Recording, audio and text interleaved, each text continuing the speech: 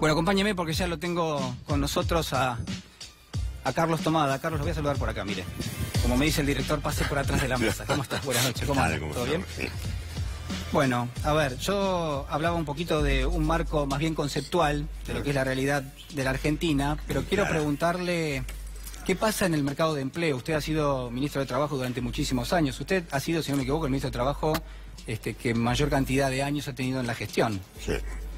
¿Y cuál es la mirada que tiene, una primera mirada, una primera aproximación del mercado de empleo? El tema no son los años, sino el tema fueron los contenidos, pero eso es algo propio. No, bueno, ahora del lo gobierno, vamos a hablar. Pero no, lo que se ve muy claramente es que la gente la está pasando muy mal, ¿no? Me parece que eso ha dejado de ser un análisis para ser un dato de la realidad, marcada por estadísticas, marcada por datos que no se pueden discutir y por el caminar por la calle, el ir a las fábricas, establecimientos donde uno habla con los trabajadores o reuniones de delegados donde la preocupación es muy grande porque no se ven soluciones, no se ve que este gobierno, lo que algunos pensaron que este gobierno podía cambiar o que inclusive tenían cierta expectativa, está claro que la decisión sobre la dirección que va a seguir de acá hasta el 2019 es la que ya se ha fijado y eso solo augura mayor desventura para los trabajadores, para los humildes, para los jubilados, para los que perciben la asignación universal por hijo. ¿Y qué pasa con la pérdida del poder adquisitivo del salario? Vamos a cerrar un año donde vamos a tener entre quizás 12, 15 puntos de pérdida de poder yo creo que va a ser un año inolvidable el 2018. Va a ser una de las caídas más grandes del salario que recuerde la historia argentina. Eso va a ser inolvidable para los trabajadores que ven como cada mes tienen que sacar cositas del changuito, los que tienen la suerte de ir a un supermercado y volver a dejarla en la góndola porque no lo pueden pagar. Pero hay una política que termina definiendo... Porque también va a ser un año inolvidable para el gobierno en materia salarial, porque han cumplido el objetivo que se habían propuesto, el viejo objetivo de la derecha en la Argentina, que es bajar el salario con la excusa de generar un ambiente amable para las inversiones, haciendo caer el salario mínimo, por ejemplo, que era el primero de Latinoamérica y ahora es el cuarto del Cono Sur, digamos, con un retroceso de la capacidad adquisitiva de los convenios colectivos, impiadosa. ¿Por qué digo impiadosa? Porque esto se podría haber manejado de otra forma. Esto cuando tengamos en cuenta como nunca en este año, los salarios estuvieron todo el tiempo atrás de los precios, pero muy atrás. No hubo una recuperación y después una progresiva caída. No, nunca recuperaron los salarios. Pero el gobierno ha reconocido que ha tenido algunas malas praxis en materia, obviamente, el gobierno reconoce una parte nada más, ¿no?, de lo que ha sido la gestión financiera, por ejemplo. Para el gobierno pasaron cosas. Es decir, para el gobierno ellos fueron ajenos a lo que pasó. Y la verdad que no han terminado de asumir la responsabilidad que tienen porque todo lo que ha pasado son producto de decisiones políticas que ellos han tomado. La inflación en la Argentina es producto de las políticas del gobierno, dice Sin usted. lugar a duda, pero toda la desregulación financiera, la abrir el mercado indiscriminadamente, todo eso, los tarifazos, ¿quién lo produjo? Todo eso es lo que trae como consecuencia esta inflación. Una inflación que nunca se planteó que fuera alcanzada por los salarios. La inflación ha cumplido la tarea que este gobierno tenía, que era bajar los salarios. Este año vamos a terminar el año con un 15%. ¿Y qué hicieron en el medio? ¿Por qué no plantearon antes la necesidad de reabrir las paritarias? Hubiera sido un escándalo. Lo están escondiendo con estas soluciones. Usted dice, el bono de fin de año es un mecanismo para ocultar el fracaso de la política salarial, no del objetivo del gobierno, que sí es bajar el salario, pero sí del manejo de la política salarial. Es un bono que no es remunerativo, es decir, que en algún punto... No, es lo peor que tiene ayuda a pasar el verano. A ver, una aclaración previa. Todo lo que sea plata para los trabajadores, a mí me parece bien. Siempre. Después podrán hacer más, menos, mejor, más, con una mejor instrumentación, con una peor. Esa es otra discusión. Así que, bueno, vale, en ese sentido vale. Ahora, fue producto de una decisión que se tomó al voleo, una decisión donde estuvieron días y días viendo cómo se implementaba. No quedaba claro qué pasaba con la pequeña empresa. Salieron los propios empresarios, algunos que querían que apareciera el bono para no abrir los convenios, digamos la verdad, otros que querían que el bono no fuera obligatorio para poder no pagarlo. Bueno, hay sectores de empresas que uno... Ninguna duda. Uno sabe, por ejemplo, el sector industrial, que tiene muchísimos problemas, han cerrado muchísimas pymes. Y lo que ha pasado con el empleo en el sector industrial se ha desplomado. Y es justo que un gobierno tome una decisión en nombre del empresario, que por ahí está pensando si cerrar o no su empresa, por ejemplo. A ver, yo prefiero, y por eso... ¿Cómo resolvería usted, digamos, en esa No, yo hubiera llamado a paritarias, pero llamado realmente para que vengan todos, no solamente los gremios grandes que pueden. Acá era una cuestión de una... Bueno, ellos no creen en el rol proactivo del Estado. Yo hubiera... No me gusta decir yo, porque ¿saben qué pasa? Bueno, pero usted tiene 12 años de experiencia. Sí, pero lo que ocurre es que el contexto de políticas es totalmente diverso. Entonces, un mismo instrumento adoptado con un gobierno que claramente tiene una postura de defensa del salario y del empleo es distinta que esa misma medida tomada en el contexto de un gobierno que hace del salario y del empleo una variable del ajuste. Entonces, es difícil que yo diga yo. No, me parece que están tratando de ocultar ese fracaso, la improvisación y la impericia. También es cierto que festejan en Estados Unidos el ex vicejefe de gabinete el hecho de que vende a los inversores el hecho de que han logrado bajar el salario en la Argentina. Ahí está el verdadero rostro de este gobierno. Y vinculado con esto que usted está mencionando, ¿qué pasa con la intención del gobierno de llevar a cabo lo que es una reforma laboral, por ejemplo, ¿no? Sobre lo cual regresa permanentemente? Sí, eso es otra torpeza, pero forma parte del ideario. ¿Se está llevando una reforma laboral a cabo? No, en los hechos está habiendo reforma laboral porque se está precarizando el empleo. En términos de las normas, de una nueva norma, sabemos que no pudieron llevarla adelante cuando tuvieron el gran problema de la reforma previsional, que fue un costo político enorme. Y yo creo, por otra parte, que una reforma laboral, con los problemas que tiene la Argentina, me parece que no hay ningún tema que esta reforma laboral o cualquier otra pueda solucionar. Digo, yo creo que no hay que permitir que haya ninguna reforma laboral, porque aceptar una reforma laboral es aceptar que los problemas en Argentina, la culpa la tienen los trabajadores, que es el discurso oficial desde el 10 de diciembre de 2015. ¿Y cómo evalúa, Tomada, lo que es la gestión, por un lado, de la CGT, que tenía una medida de fuerza en ciernes y que en principio después de la decisión del bono la está revisando y parece que no la va a llevar a cabo? Y por otro lado, la gestión de el que parece ahora ya el ex secretario de Trabajo, Jorge Teaca, porque en principio estaría prácticamente afuera del cargo en este momento.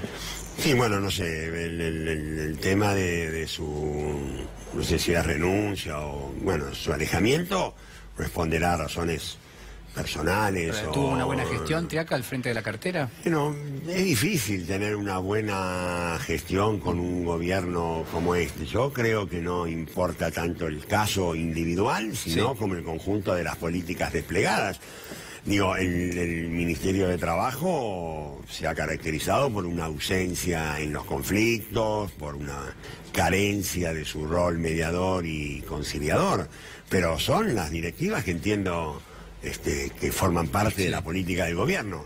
Digo, es ser ministro de Trabajo en un contexto de un gobierno que hace de la política de ingresos, o sea, el empleo, el salario y la seguridad social, un eje fundamental de su gobierno, habilita a ese ministro a la posibilidad de llevar propuestas, proponer modificaciones, mejoras, recuperaciones de derechos. Ser ministro de Trabajo en un gobierno donde el camino es el ajuste, del ajuste, del ajuste, y la verdad que es... Lo único que puede proponer es más ajuste. Usted lo tuvo a Hugo Moyano, a veces del lado del gobierno, y después durante muchos años lo tuvo en contra, incluso con medidas de fuerza importantes. Digo, ¿cómo evalúa que tiene que ser la relación con los principales sindicatos del lado del gobierno? A mí me gustaba la relación en los primeros tiempos con Moyano. Era difícil, Moyano, tenerlo enfrente era complicado. Sí, pero siempre estaba claro en esos tiempos que que Moyano defendía los intereses de su sindicato claramente, de los trabajadores. Sí. Me parece que eso no tiene sentido discutirlo. Bueno, después sí hubo diferencias, pero diferencias que se pueden superar si realmente unos ejerce la autocrítica y si se sostiene y se mantiene en la defensa de los intereses de los trabajadores. Y eso en este momento vuelve a ser muy claro en el caso de Moyano, ¿no? El gobierno habla de una especie de reconversión, ¿no? Esto fue lo que propuso hace 3 años cuando decía, bueno, va a haber sectores de la economía que se van a expandir y va a haber otros que se van a ir achicando. Bueno, claramente la industria es uno de esos sectores porque no ha dejado de empequeñecerse. Pero lo que digo es, ¿realmente existe? Se lo pregunto con cierta cuestión naif, si usted quiere, porque yo alguna respuesta tengo sobre esto. Digo, ¿existe realmente la reconversión? Una persona que hoy se va de una pyme que es metalúrgica, ¿puede ir al sector de las energías alternativas, por ejemplo? Digamos, en el caso individual particular puede ser que no, pero digamos, hay políticas. ¿Se puede hacer política? Se puede hacer política, se requiere un Estado activo. Yo le voy a dar un ejemplo, no tiene exactamente esa característica, pero creo que se parece mucho.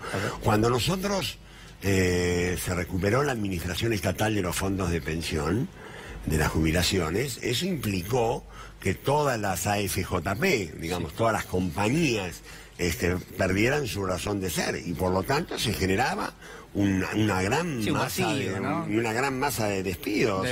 Bueno, ¿qué hicimos? El Ministerio de Trabajo, por orden de la presidenta, conformó una comisión con otras áreas de gobierno y empezamos a trabajar para que la mayoría, si no todos los trabajadores, algunos siguieron trabajando en AFJP residuales, pero la gran mayoría fue recolocada en empresas privadas y en sectores estatales que pasaban a cumplir el rol que cumplían antes las AFJP. Y fue una tarea cuerpo a cuerpo. ¿Era una prioridad para el gobierno de Kirchner y después de Cristina lo que era el empleo? Absoluto. Yo me podría contar algunas que ya son muy conocidas. Por ejemplo, ustedes tuvieron hasta el año 2007 lo que era la doble indemnización. Recuerda que era...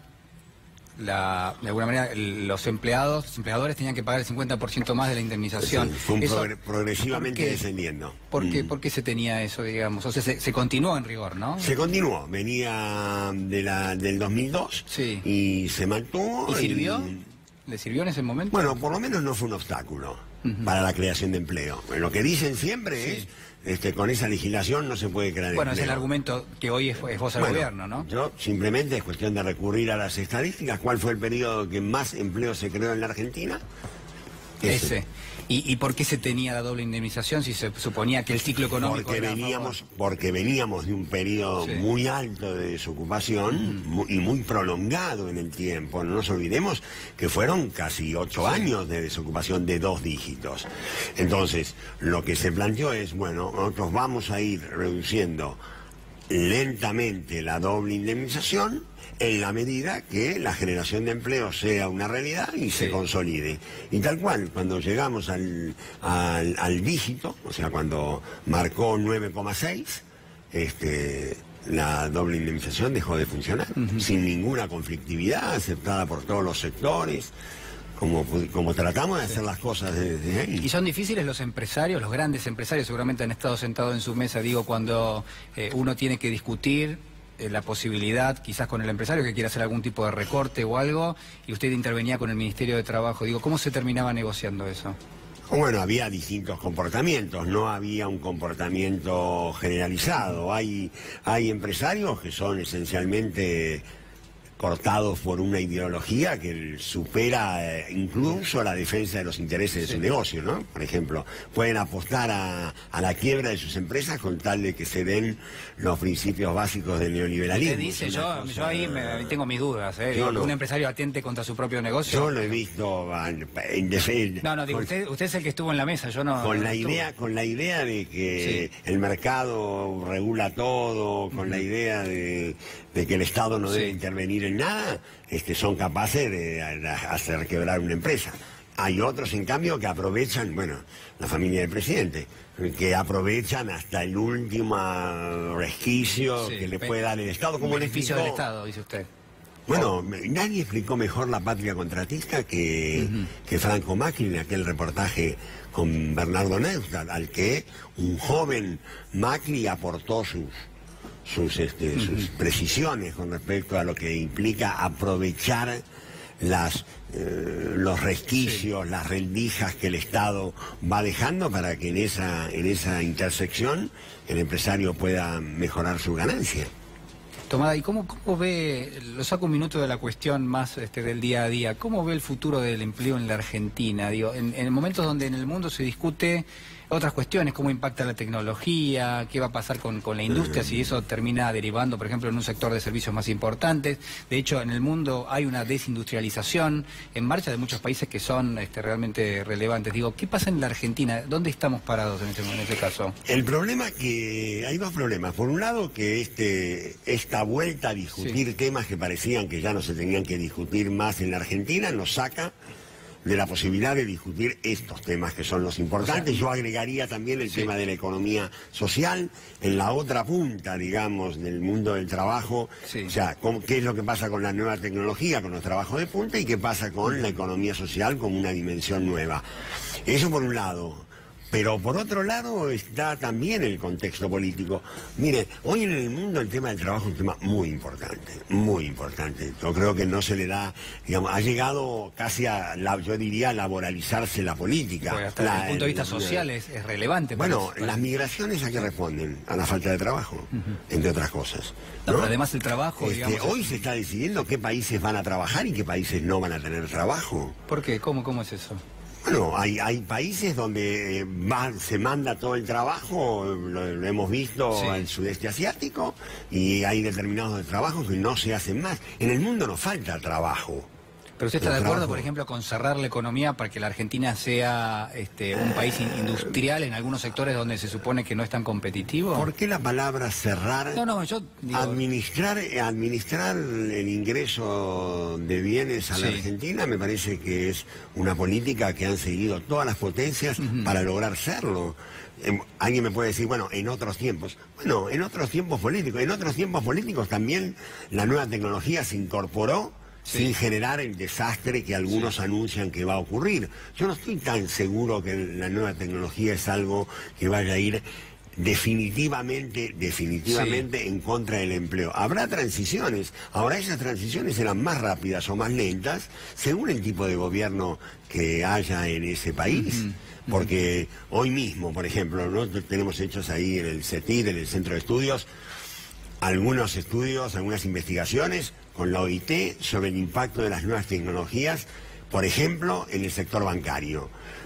En Alemania, país, por cierto, de punta, con tecnología de punta, la incorporación de tecnología fue mucho más lenta, fue mucho más administrada, a diferencia de lo que ha pasado en Brasil en los últimos 3 años. En Brasil en los últimos 3 años han incorporado a mansalva nuevas tecnologías, han tirado cualquier cantidad de gente a la calle, y por eso la reforma brasilera, la reforma laboral brasilera, que es siniestra, tuvo una inmediata aplicación en Brasil, y por eso la caída del empleo registrado, desde que sancionaron la reforma brasilera, se vino a pique el empleo en Brasil. Bueno, por la introducción de nueva tecnología. ¿En dónde? En un gobierno, bueno, que no gobernaba nada, ¿no? Hay sociólogos que dicen, Tomada, que para el gobierno, para los gobiernos en general, las clases medias son caras de financiar. ¿Por qué? Bueno, porque necesitan determinado tipo de condiciones que a veces los gobiernos les resulta más costoso darles. Por ejemplo,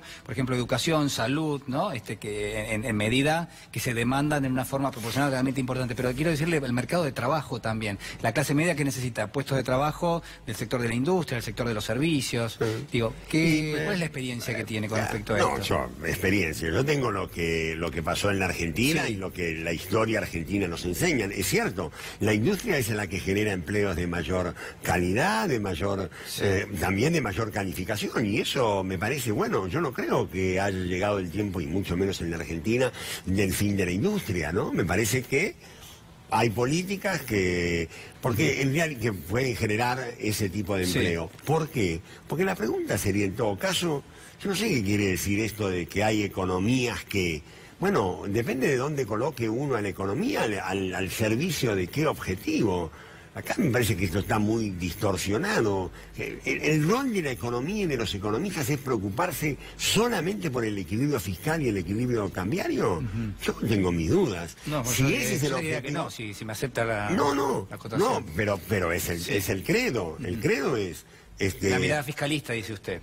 El neoliberalismo, digamos, el neoliberalismo que campea en el mundo, digamos, que ya tiene muchos cuestionamientos, plantea que el único equilibrio que importa es el de la política cambiaria y la política fiscal, y que las demás políticas deben subordinarse a ese equilibrio. Yo digo, en la Argentina, para que un sistema económico sea sustentable y un sistema político sea democrático y sostenible en el tiempo, tiene que darse el equilibrio, admito, de la política fiscal, de la cambiaria, pero también de la política de ingresos, también del salario, el empleo y la seguridad social. Ha sido muy amable, la verdad, pero quiero hacer una pregunta más. Está por votar, o al menos se va a discutir en el recinto, lo que es el proyecto de presupuesto, de ley de presupuesto el próximo miércoles.